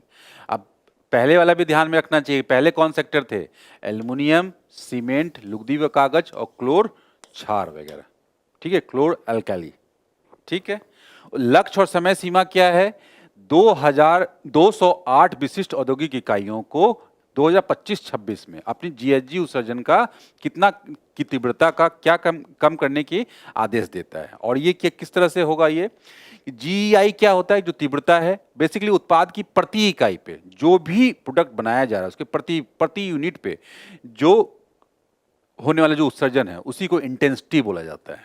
तो प्रति इकाई पर उत्पन्न होने वाली जीएचजी की मात्रा है। उदाहरण के लिए सीमेंट या एल्युमिनियम जैसे उत्पाद के प्रति टन उत्पादन में जो मुक्त होने वाला जो कार्बन है उसी को उस सेक्टर का जीईआई बोला जाएगा। तो जीईआई के आधार पर यह तय किया जाता है कि कौन से सेक्टर पे जो है ना ये ऑब्लिगेशन लगाना है, बाध्यता लगानी है। अब कटौती का लक्ष्य क्या है, 2026-27 तक कितना, 3 से 7% के बीच रखा गया। और इस हेतु आधार वर्ष क्या रखा गया, 2023-24। ध्यान में रखेंगे, ये पूछा जा सकता है। चलिए, अनुपालन तंत्र क्या होगा, मतलब संस्था कैसे करेंगे, कौन कौन सी एजेंसीज होगी। तो जो इकाइयां लक्ष्य को पूरा करने में विफल रहेंगे, हमने बताया था कि पहले पेनाल्टी का ये प्रावधान है। तो इसमें क्या होगा, कार्बन क्रेडिट प्रमाण पत्र खरीदना होगा, वही तभी तो व्यापार होगा। और ऐसा ना करने पर पर्यावरण क्षतिपूर्ति दंड लगाया जाएगा। और जो कि ट्रिपल सीज, वही कार्बन क्रेडिट प्रमाण पत्र, कार्बन क्रेडिट सर्टिफिकेशन इसको बोला जाता है, कि औसत व्यापारिक कीमत के 2 गुणों के बराबर होगी। तो बेसिकली ये तय कैसे किया जाता है कि 1 टन CO2 के बराबर एक सर्टिफिकेट, मतलब एक पॉइंट्स, जैसे आप टोकन लेते हैं या आपको पॉइंट्स मिलता है डिफरेंट ऐप में और उससे आप आगे का गेम खेलते हैं, तो उसी तरह से ये टोकन है, पॉइंट्स हैं ये। तो इतना पॉइंट आप खरीदना हो, तो आप अगर 5 पॉइंट नीचे रह गए तो आपको 5 पॉइंट मार्केट से खरीदना होगा, ये CCC, क्योंकि आप 5 पॉइंट नीचे रह गए। तो इसको इसका लाभ किसे मिलेगा? जिसने 5 पॉइंट कम कर लिया होगा, जितना उसको टारगेट होगा, तो उसे लाभ मिल जाएगा। तो इससे क्या होगा? इससे होगा ये, कार्बन उत्सर्जन को कम करने के लिए लोग क्या होगा? प्रेरित होंगे।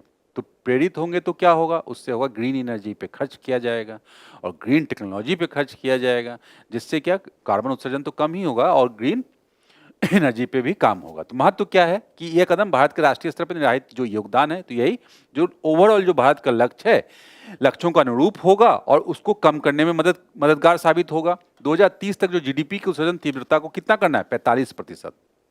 और 2070 तक कितना करना है? Net zero. और यहीं पे हम लोग देख लेते हैं यहाँ पे कि पंचामृत प्लान, यही है ना, पंचामृत प्लान। इसमें 5 लक्ष्य हैं, जिसमें 2 तो हमने बता दिया यहाँ पे, 3 आप होमवर्क के रूप में देखेंगे। ठीक है, यही पंचामृत प्लान के अंतर्गत हम लोगों ने ये एनडीसी जो भारत का है। चलिए, कार्बन क्रेडिट ट्रेडिंग स्कीम के बारे में थोड़ा समझ लेते हैं। अधिकतर चीजें मैंने बता दिया।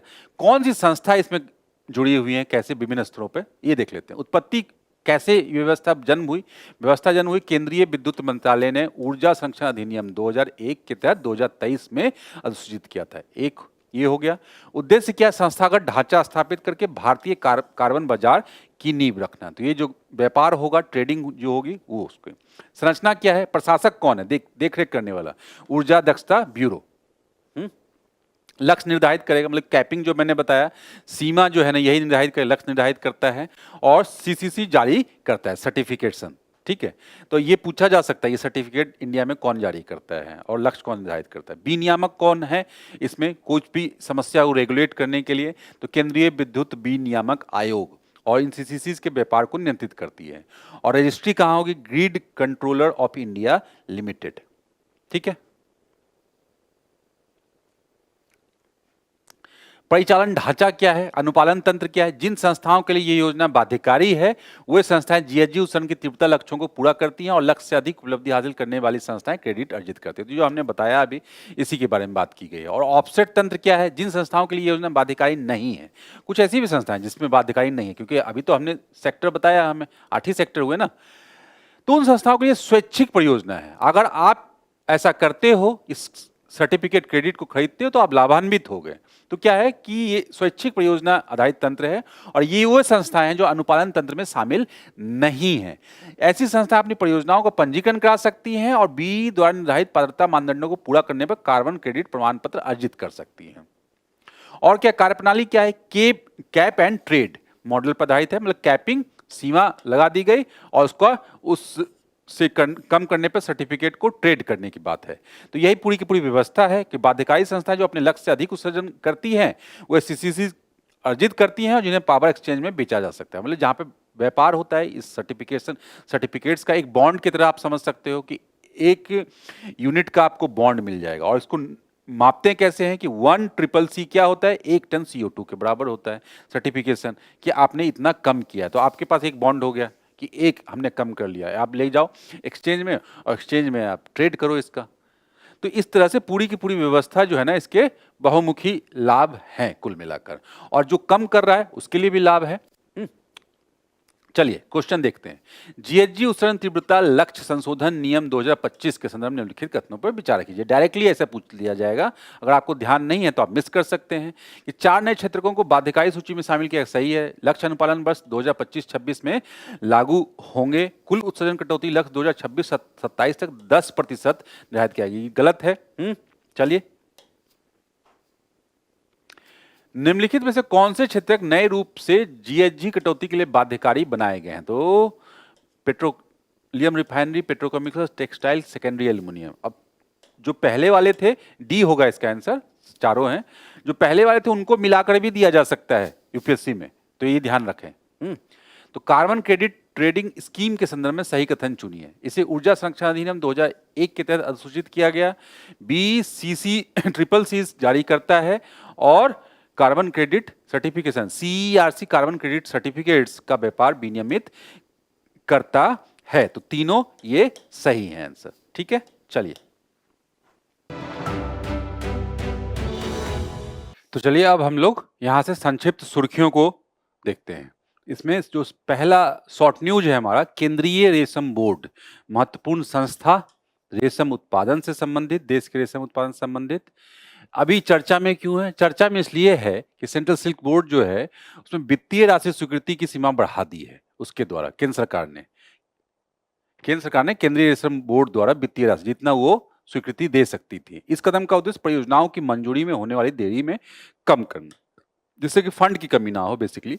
इसके बारे में हम लोग समझ लेते हैं। ये सांविधिक निकाय है, जाहिर सी बात है, एक कानून बनाकर, और इसकी स्थापना 1948 में संसद के एक अधिनियम के द्वारा हुई है। केंद्रीय वस्त्र मंत्रालय के अंतर्गत काम करती है। अगर देश के रेशम उत्पादन की बात की जाए, देश में रेशम उत्पादन महत्वपूर्ण है और भारत विश्व में रेशम का दूसरा सबसे बड़ा उत्पादक है और सबसे बड़ा उपभोक्ता भी है। प्रकार देखेंगे, मलबरी, ओक तसर, उष्णकटिबंधीय तसर, मूंगा, ये सब काफी फेमस जो है रेशम के प्रकार हैं जो देश में भी यूज किया जाता है। इसमें सबसे ज्यादा जो होता है वो क्या, कच्चे रेशम के उत्पादन का 92% मलबरी से आता है, सहतूत से।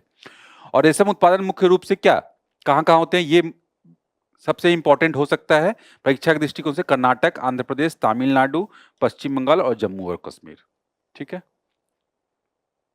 चलिए, जिम्मेदार राष्ट्र सूचकांक, ये है रिस्पॉन्सिबल नेशन इंडेक्स। ये महत्वपूर्ण इंडेक्स है जो गवर्नेंस से संबंधित है। क्या, गवर्नेंस से संबंधित। और ये और क्यों इंपॉर्टेंट हो गया है, क्योंकि इंडिया के द्वारा ही इसे निकाला जा रहा है। और इंडिया के द्वारा निकाला जा रहा है कि इसमें डिफरेंट इंडिकेटर्स लिए गए हैं, संकेतक लिए गए हैं, जिसके आधार पर विभिन्न देशों की सूची निकाली जा रही है। और इसका उद्देश्य यही है कि आर्थिक शक्ति की बजाय नैतिक शासन और विश्व के प्रति जिम्मेदारी के आधार पर राष्ट्रों का मूल्यांकन करना है। तो और इसमें क्या है, इसके बारे में हम लोग देखेंगे तो वर्ल्ड इंटेलेक्चुअल फाउंडेशन ने जेएनयू और आईएम मुंबई के साथ मिलकर तैयार किया है। ढांचा के एक वैश्विक सूचकांक है और 154 देश इसमें हैं। और उनकी जिम्मेदारी के आधार पर मूल्यांकन किया जाता है। तो इसमें भारत का स्थान हम लोग समझ लेते हैं 16वां है। जो और महत्वपूर्ण क्यों है, क्योंकि ये रैंकिंग संयुक्त राज्य अमेरिका, जिसकी रैंकिंग 66 है, और चीन की 68 है, उससे अधिक है, अच्छी है मतलब। और टॉप में कौन होंगे, सिंगापुर, स्विट्जरलैंड, डेनमार्क जैसे देश, 1 2 3 ऐसे। और 58 संकेतक है। और मानदंड क्या है, नैतिक शासन, सामाजिक कल्याण, पर्यावरण संरक्षण और विश्व के प्रति जिम्मेदारी। तो कुल मिलाकर इस तरह की बात है। आप हम लोग ये एथिक्स पेपर के लिए भी इंपॉर्टेंट हो सकता है कहीं लिखने के लिए। एमएसएमईज के लिए क्रेडिट मूल्यांकन मॉडल, क्रेडिट मूल्यांकन मॉडल। तो ये क्या है कि अभी वही सार्वजनिक क्षेत्र के जो बैंक हैं ने नए क्रेडिट मूल्यांकन मॉडल के तहत जो एमएसएमईज के लिए जो 52,300 करोड़ से अधिक की राशि स्वीकृत की है, मतलब जो ऋण देने की व्यवस्था है उसमें बदलाव किए हैं। और क्या है ये मॉडल बेसिकली क्या है कि डिजिटल रिकॉर्ड का उपयोग करती है। डिजिटल रिकॉर्ड किस चीज की, कि जो ऋण आवेदनों की तेजी से डेटा आधारित और निष्पक्ष मूल्यांकन संभव हो पाता है जिससे, और डिजिटल रूप से प्राप्त और सत्यापन योग्य डेटा का उपयोग करता है यही। और इस तरह से यह मॉडल एमएसएमई को ऋण देने की प्रक्रिया को स्वचालित करता है, ऑटोमेट कर देता है। और इसके तहत ऋण आवेदन जन समर्थन पोर्टल से प्राप्त किया जाता है। और जन समर्थन पोर्टल लाभार्थियों, वित्तीय संस्थाओं, केंद्र राज्य सरकार की एजेंसियों और नोडल एजेंसियों में एक साझा प्लेटफॉर्म से जोड़ता है।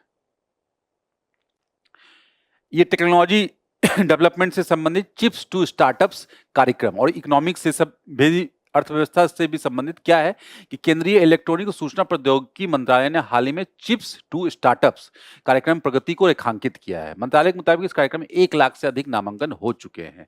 तो बेसिकली ये क्या सेमीकंडक्टर चिप्स की बात की जा रही है, उस पर आधारित जो स्मार्ट जो स्टार्टअप्स हैं उसकी बात की जा रही है। तो उसी के निर्माण के संदर्भ में क्या है कार्यक्रम कि यही जो मंत्रालय है उसके कार्यक्रम की शुरुआत 2022 में की थी और ये समेकित क्षमता निर्माण आधारित पहल है। और इसका लक्ष्य है कि उद्योगों में कार्य करने हेतु तैयार 85,000 पेशेवर सुनिश्चित करना, और इनमें स्नातक, स्नातकोत्तर और डॉक्टरेट स्तर के पेशेवर शामिल होंगे। मतलब स्किल्ड वर्कर की आवश्यकता तो है इस इंडस्ट्री के विकास के लिए देश में। इसीलिए इस कार्यक्रम के तहत स्मार्ट लैब सुविधाओं तक पहुंच उपलब्ध कराई गई है। चलिए, पर्यावरण संरक्षण निधि, तो जाहिर सी बात है नाम से भी संबंध है। पर्यावरण के संरक्षण के लिए जो निधि है, फंडिंग है, वो कहां से, किसके अंतर्गत, केंद्रीय पर्यावरण, वन और जलवायु परिवर्तन मंत्रालय ने हाल ही में पर्यावरण संरक्षण निधि नियम 2026 अधिसूचित किए हैं। और इसका उद्देश्य पर्यावरण संरक्षण निधि के उपयोग में सुधार करना है।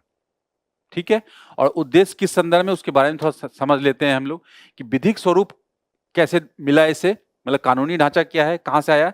पर्यावरण संरक्षण अधिनियम जो 1986 है उसका धारा 16 के तहत गठित किया गया और ये राशि भारत के लोक लेखा में जमा की जाती है। और कहाँ से आती है? जो शुल्क वगैरह लगाए जाते हैं, जो पर्यावरण से संबंधित जो नियम है, कानून व्यवस्था, उसके उल्लंघन में शुल्क या प्रशुल्क वगैरह हम लोग जो समझ सकते हैं, जो वसूले जाते हैं, उसको फंड को इसी फंड में जमा किया जाता है और उससे क्या है, पर्यावरण के बेहतरी के लिए विभिन्न प्रकार के काम किए जाते हैं। पर्यावरण के बेहतरी के लिए, प्रदूषण को कम करने के लिए आदि आदि आदि, यही है। निधि का स्रोत क्या है कि वायु प्रदूषण निवारण नियंत्रण अधिनियम 1981, जल प्रदूषण निवारण नियंत्रण अधिनियम 1974, पर्यावरण संरक्षण अधिनियम, इस सब के तहत जो जुर्माना वसूला जाता है, मतलब उसके उल्लंघन पर जाहिर सी बात है। अब 75% कहाँ जाता है? राज्यों के पास और संघ राज्य क्षेत्रों के पास, और 25% कहाँ जाता है? केंद्र सरकार के पास। ये बंटवारा ऐसे होता है। निधि का उपयोग बेसिकली वही कि पर्यावरण निगरानी नेटवर्क की स्थापना, प्रदूषित स्थलों की सफाई, पर्यावरण को स्वच्छ रखने, प्रौद्योगिकियों के अनुसंधान एवं विकास हेतु, निगरानी, इसका प्रबंधन परियोजना प्रबंधन इकाई द्वारा किया जाता है और इसका नियंत्रक कौन होगा? कैग के द्वारा ऑडिट किया जाएगा। और संस्थाओं की क्षमता बढ़ाना, इस निधि का उपयोग केंद्रीय प्रदूषण नियंत्रण बोर्ड और राज्य प्रदूषण नियंत्रण बोर्ड जैसे विनियामक संस्थाओं की क्षमता को बढ़ाना, जिससे कि मजबूत किया जा सके व्यवस्था को। रिसर्च एंड डेवलपमेंट से संबंधित महत्वपूर्ण संस्था क्या? अनुसंधान, विकास और नवाचार योजना। यही है कि ये क्या हुआ कि भारत सरकार ने विज्ञान और प्रौद्योगिकी विभाग ने अनुसंधान, विकास और नवाचार योजना के तहत संस्थाओं को द्वितीय स्तरीय फंड के पहले प्रबंधक के रूप में मंजूरी दी है। कौन कौन संस्थाएं हैं? पहला, प्रौद्योगिकी विकास बोर्ड, ठीक है, टेक्नोलॉजी डेवलपमेंट बोर्ड, और जैव प्रौद्योगिकी उद्योग अनुसंधान सहायता परिषद, biotechnology industry research assistance council, ठीक है। तो ये क्या करेगा कि ये अनुसंधान, विकास और नवाचार योजना के बारे में हम लोग समझ लेते हैं कि कम या शून्य ब्याज दरों पर लंबी अवधि के वित्त पोषण या पुनर्वित्त सुविधा प्रदान करना। मतलब बेसिकली क्या? रिसर्च को बढ़ावा देने के लिए साइंस के क्षेत्र में, इस टेक्नोलॉजी के विकास के क्षेत्र में। और आवंटित निधि कितनी है? 1 लाख करोड़, क्योंकि देश को रिसर्च एंड डेवलपमेंट को बढ़ावा देना अधिक आवश्यक है।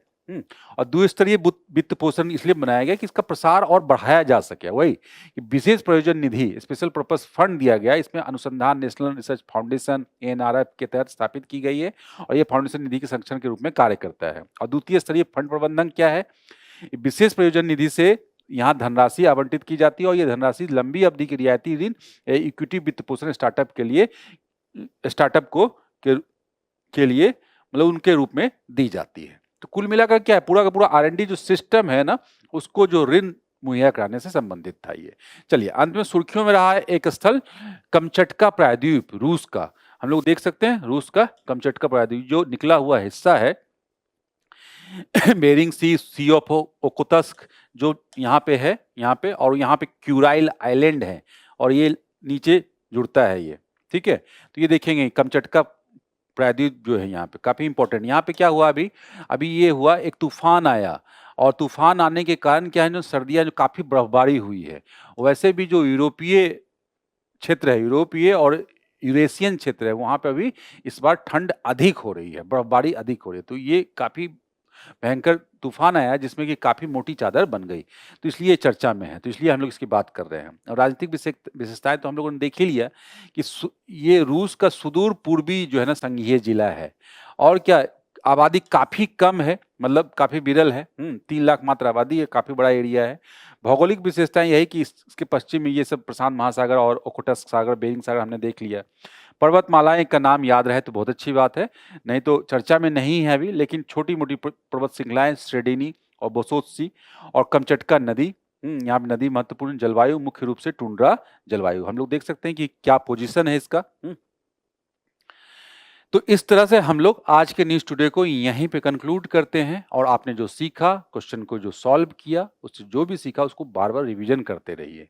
इससे आपको काफ़ी कॉन्फिडेंस मिलेगा और लंबे समय तक आप करंट अफेयर से जुड़े हुए जो पहलू हैं वो याद रख पाएंगे और अप्लाई कर पाएंगे परीक्षा में।